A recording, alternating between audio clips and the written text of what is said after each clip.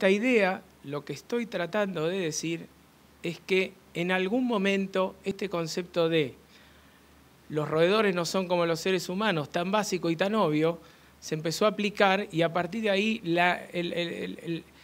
explotaron o aumentaron de manera considerable los ensayos clínicos que nos permiten, de alguna manera, establecer cuánto de lo que se pensó en el laboratorio se da en los seres humanos. Y hoy tenemos como tres categorías para esto, que son las bases moleculares, históricamente conocidas por todos, la epidemiología clínica en términos de ensayos aleatorizados o randomizados y estudios abiertos. Y en los últimos años lo que se va a ver cada vez más es la modelización y el reporte de resultados. Yo no voy a hablar hoy de modelos, pero para los decisores en salud, los modelos cada vez más se convierten en una herramienta necesaria para cerrar el círculo de factores causales que son inherentes a tomar a favor o en contra una decisión. Insisto con la idea de la falta de ensayos clínicos suficientes en el tema de los edulcorantes no calóricos, que se suman a otro problema importante que tenemos en la pediatría. Esto desde el año 1995, la Academia Americana de Pediatría publica en la revista Pediatrics una alerta sobre la falta de ensayos clínicos en farmacología. Por lo cual, si tenemos poca evidencia en términos de ensayos clínicos aleatorizados o randomizados en adultos, en la población pediátrica, en embarazadas y en adultos mayores, la falta de evidencia es aún mayor. Por ejemplo, se sabe que el metabolismo de los chicos es diferente al metabolismo de los adultos. En esta diapositiva o slide pueden ver cómo diferentes expresiones fenotípicas de los citocromos P450 varían alrededor de la vida. Entonces, si yo miro este estudio preclínico de tratamiento con sucralosa controlada y veo la expresión fenotípica de polimorfismos del citocromo P450 y veo que las ratas tratadas con sucralosa tienen aumento de estos citocromos, me pregunto cuánto de esto se puede ver en la población pediátrica que tiene su propio problema en términos de ontogenia de expresión fenotípica de estos citocromos P450. Y no estoy diciendo nada más que los estudios en animales nos dan prueba de concepto, pero no resuelven. Es una manera de justificarlo. Entonces, la falta de ensayos clínicos suficientes es condición para no tomar ninguna decisión. Bueno, en principio, no tomar ninguna decisión es una decisión. ¿Y para qué están los comités de seguridad, los comités de ética, los comités de docencia e investigación? Nadie va a armar un comité para decir que no se puede cruzar el semáforo rojo. No hace falta, eso ya está aceptado por todos. Pero ahí donde está la incertidumbre, desde mi opinión y la de muchos, es donde los comités se plantean una pregunta, se estresan, no saben bien cómo resolverla, convocan expertos, estudian. Los expertos venimos y decimos que los resultados son ambiguos, que hay cosas que dicen que sí, hay cosas que dicen que no. Vuelven los expertos a desvelarse con estas cosas, piensan que perdieron el tiempo, pero en realidad, en algún punto hay que asumir la incertidumbre y la decisión más importante que hay es cuál es el grado de incertidumbre para avanzar sobre algo o para mantener el principio de precaución. Esta es una linda diapositiva, la tomé del British Medical Journal, que está hablando de esto, toma de decisiones en medicina, y ustedes pueden ver cómo nunca está dicha la última palabra, y creo que la diapositiva habla por sí sola en términos de lo difícil que es tomar las decisiones desde las los organismos de salud pública, sobre todo cuando tienen que hacer una recomendación. Hecha esta introducción, a mí me invitaron para hablar de esto, y es lo que voy a tratar de mostrar ahora, intentando hacer una especie de juego en términos de que estaríamos sentados en una oficina donde hay una carpeta de evidencias, tenemos que leerla, la leímos y nos juntamos a hablar de nuevo a ver qué es lo que vamos a hacer. Ya se habló demasiado durante esta mañana de la problemática de los edulcorantes no calóricos y la modelación de receptores, la obesidad, el síndrome metabólico, la modificación de la microbiota intestinal, el aumento de interleuquinas y la coriamnionitis por partos prematuros, que me toca a mí, y metabolitos intermedios, como dijo el doctor Ashley Robert, y la potencial plausibilidad biológica de carcinogenicidad. Yo voy a tomar, este tema lo voy a tomar de manera muy tangencial porque ya se habló. Lo único que puedo decir es que la evidencia de cánceres en niños es prácticamente nula, y así como tenemos el libro de farmacología que hablaba sigue hablando de la primera dosis de un fármaco en el hombre y toma la dosis letal 50 dividido 200 para un fármaco para continuar con los estudios de fase 1, si esto es viable. Hay un momento que hay que tomar una decisión en términos de cómo empezamos con este fármaco, con qué dosis empezamos. Hace poco salió publicado en New England Journal of Medicine un estudio donde los estudios preclínicos en un inmunomodulador contra un CD25, un linfocito, habían dado bien. Empezaron la fase 1 y terminaron con 6 pacientes internados en terapia intensiva. Es poco frecuente esto, pero vale la pena tenerlo en cuenta como escenario de lo que tiene que ver con los estudios en animales. De esto ya se habló. Claramente hay un margen de seguridad muy importante que no termina con el IDA, sino que los consumos promedio de las poblaciones no se acercan al IDA, sino que están muy por debajo. Y ya es como un concepto al que hemos arribado, que toneladas de edulcorantes nadie va a poder consumir. Y esto es nada más que para ponerlo en perspectiva y ver cómo pasamos de 4.000 miligramos en el NOAEL al IDA 40 y el consumo, por ejemplo, en la Unión Europea es de 4. Este es un estudio que ya se habló de muchos de estos trabajos, que habla de los riesgos de cáncer, los eventos de cáncer en los estudios preclínicos en ratas. Y si ustedes pueden ver, claramente la mayoría de los efectos adversos que se vieron están muy por encima del IDA que habitualmente se hace, salvo el estudio de Italia, del cual la verdad que a mí me llevó mucho tiempo y creo que el tema ya está suficientemente explicado, porque es una de las pocas excepciones que hemos visto en términos de el IDA y el riesgo de cáncer, con todas las falencias desde el punto de vista del diseño. Pero como dijimos, estamos hablando de epidemiología clínica, por lo cual los resultados en los animales no es que nos sirven, no nos terminan de resolver esta cuestión.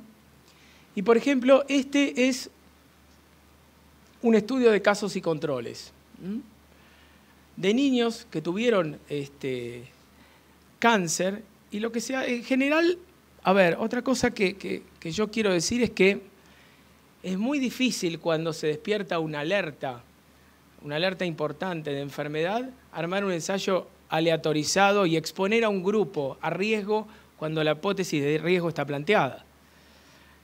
Por lo cual, en general se buscan diseños de otro lugar, resignando certeza o validez interna, y en este caso son estudios de casos y controles. Cuando se vio el riesgo de exposición, por ejemplo, aspartamo en los casos y los controles, lo que pueden ver es que ninguno de los resultados del odds ratio dieron significativos. Lo mismo que se hizo cuando se midió el resultado en términos de cánceres de cerebro en madres que habían consumido aspartamo durante el embarazo. Y como ustedes pueden ver, tanto no ajustado, es decir, por lo que son las las comorbilidades, el sobrepeso de unas madres frente a las otras, el consumo de alcohol o el tabaco, ajustando todas esas variables para que los dos grupos sean comparables, tampoco se pudo ver ningún resultado clínicamente significativo en términos de los ensayos clínicos que hay en niños y en embarazadas sobre el riesgo de carcinogenicidad en humanos. Recién se habló de los edulcorantes no calóricos y las implicancias sobre el peso. Y vuelvo a la idea de la multicausalidad a veces de los eventos. Por ejemplo, este es un estudio hecho en ratones, a los cuales a los animales embarazados se los sometió a tratamiento con edulcorantes y control. Acá tienen la lista de los edulcorantes y se los controló con un grupo que no tenía edulcorantes. Luego esas ratas se embarazaron, siguieron consumiendo el edulcorante y después tuvieron su cría, su descendencia. Y a la descendencia se la sometió a una ingesta calórica muy importante durante 120 días. Y a partir de ahí se midieron parámetros clínicos, como es el sobrepeso, el aumento de grasa corporal, y se los comparó los resultados con los distintos antecedentes de consumo que tenían tanto las madres como los niños. Y si ustedes pueden ver, por ejemplo, en términos de peso, el único resultado significativo fue el de varones con el aspartamo. No se vieron resultados significativos en lo que es la acumulación de grasa, la grasa gonadal, la grasa retroperitoneal, ni el total de la grasa abdominal.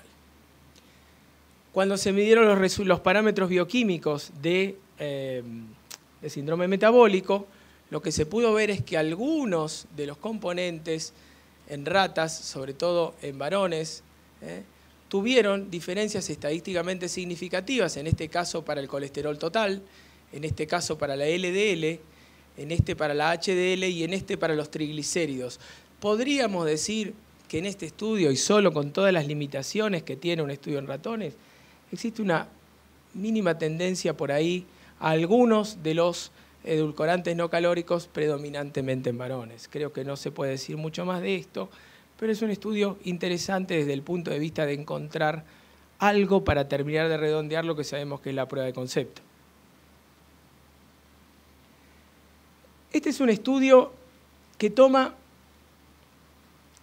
dos grupos, lo que son grupos de madres que recibieron edulcorantes no calóricos y edulcorantes calóricos, y este es el grupo artificial, y estos son los que consumieron azúcar, y se decidió medir al año de vida de los hijos que habían nacido el Z-score y el Body Mass Index, asumiendo que la hipótesis sería que a más consumo de edulcorantes calóricos, probablemente mayor aumento de peso y de Z-score.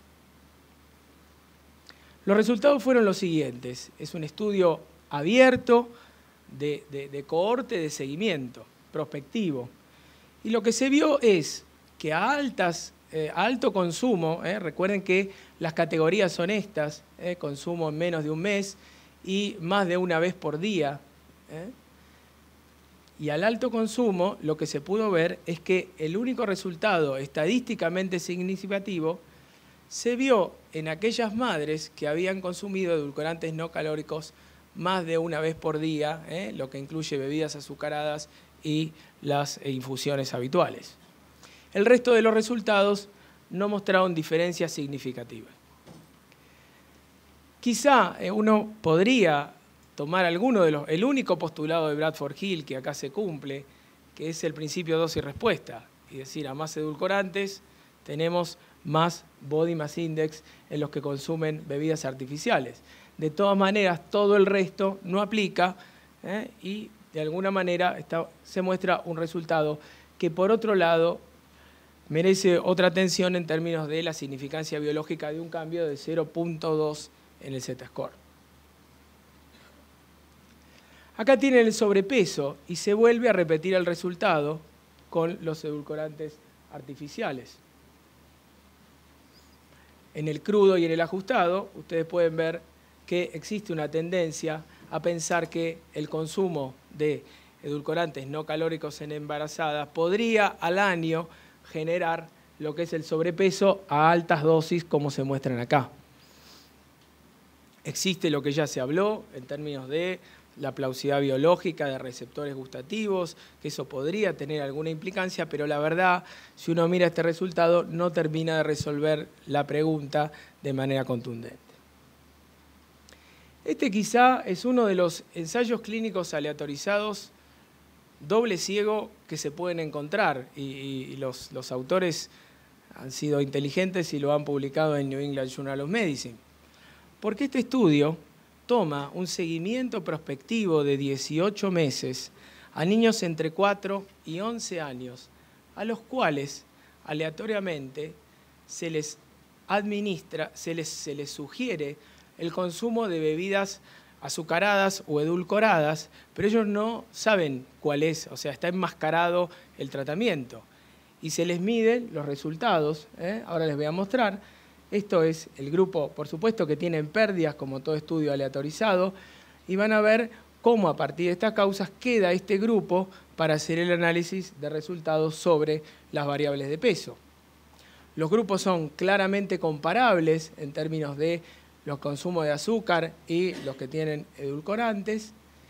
Existe, por otro lado, algo muy interesante que es la verificación de compliance.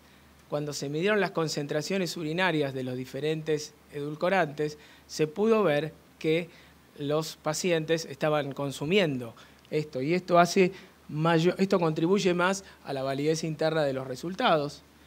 Esto que está acá, la verdad que es muy largo y tiene muchos datos, pero si ustedes tienen, por ejemplo, el Body Mass Index, Z-score, la diferencia, aumentaron más el grupo que consumió azúcar que el grupo que consumió edulcorantes. Y lo mismo pasa con el peso. ¿Qué quiere decir? Que los resultados son opuestos a los resultados que habíamos visto antes. La calidad metodológica de este estudio es mejor. Y en este dibujo, que se ve más fácil, si ustedes miran, los grupos de pacientes se cruzan en el medio, y el grupo que consumió azúcar en términos de cambio de Z-score se ve que tiene un incremento más alto que el grupo que consumió edulcorantes. Los autores, no conformes con esto, después decidieron ver si qué pasa con el Body Mass Index por arriba y por debajo del percentilo normal. Y lo siguieron en el tiempo, y lo que encontraron es que aquellos chicos que tienen Body Mass Index, este es un estudio post-hoc. ¿Qué quiere decir? Ya habían terminado el ensayo, no se habían hecho la pregunta y decidieron medir este resultado por lo que lo tenían, lo terminan publicando en PLOS. Y aquellos que tienen Body Mass Index elevado, el consumo de bebidas azucaradas hizo que aumenten más de peso que los que consumieron edulcorantes no calóricos, con lo cual plantean que probablemente el consumo de bebidas azucaradas tendría un efecto sinérgico en términos de el Body Mass Index elevado. Y el último que les voy a mostrar es la controversia que se ha planteado en términos de el consumo de edulcorantes no calóricos y partos prematuros. La verdad que no sé bien por qué, pero hay dos estudios que tienen resultados contradictorios, y los dos son de Escandinavia. Uno es el estudio danés y otro es el estudio noruego. Este es el estudio danés, donde se hizo el seguimiento a del parto y las características de parto prematuro, asumiéndolo como un nacimiento menor de 37 semanas, y compararon a madres que habían consumido bebidas azucaradas contra bebidas artificialmente edulcoradas. Lo que se pudo ver en este resultado es que el riesgo para las madres que habían recibido bebidas azucaradas y parto prematuro es estadísticamente significativo, sobre todo en las madres que hicieron un consumo elevado, más de 4 veces o más de 2 a 3 veces. Esto se pudo ver en el crudo, que está acá, y en el ajustado. Hicieron lo mismo con las bebidas no carbonatadas, no carbonadas, con la misma composición, y encontraron el mismo resultado. Aplican cierta cuestión del principio de dosis-respuesta, y por otro lado hay otro principio que es la analogía, porque lo vieron en los dos grupos. Uno podría decir que, ¿y existe plausibilidad biológica para este evento? Existe poca plausibilidad. Algunos hablan de depósitos de los edulcorantes, cosa que es muy controversial, y otros hablan de metabolitos intermedios. Acá el resultado se volvió a medir y se ve el body ajustado por el Body Mass Index de las madres y se ven más o menos resultados parecidos, ¿no? Pero contradictoriamente a los resultados positivos que se vieron en este estudio, aparece el estudio de seguimiento de madres embarazadas en Noruega. Y estos son los grupos que recibieron, por un lado, edulcorantes no calóricos y edulcorantes azucarados. Y me llamó mucho la atención el tema de que, miren, las que más consumen las bebidas en los dos grupos son las que más fuman. Si uno mira los resultados, ve que la cantidad de daily smokers es mayor en este lugar que aquí, y lo mismo pasa en este lado, que llega a 29.1. ¿Qué habrá detrás